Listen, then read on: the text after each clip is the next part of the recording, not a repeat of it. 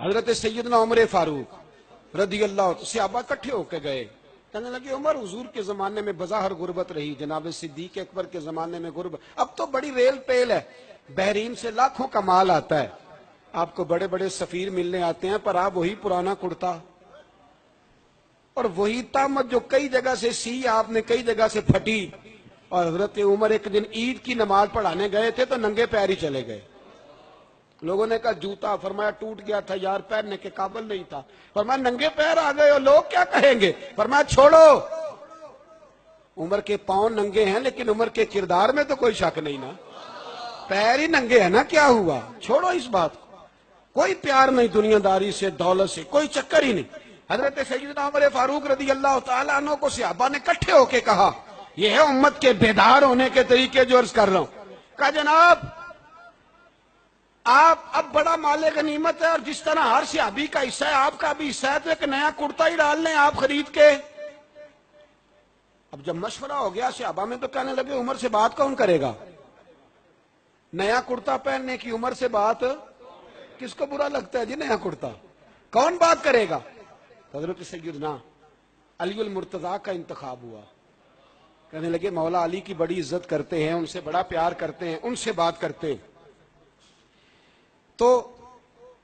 حضرت علی کو بلایا گیا، عرض کی حضور مہربانی فرمائیں، حضرت عمر سے کہے نئے کرتے کے لیے، آپ فرمانے لگے عمر میری بڑی قدر کرتا ہے، بڑی بات سنتا ہے،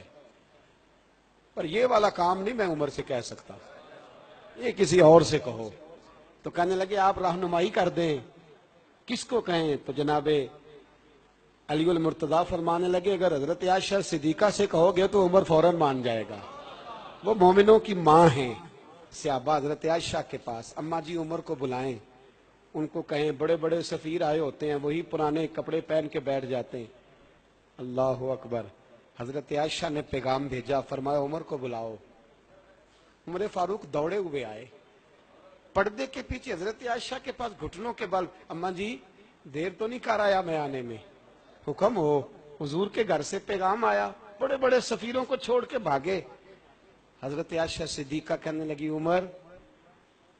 دیکھو جائز پیسے ہوں تو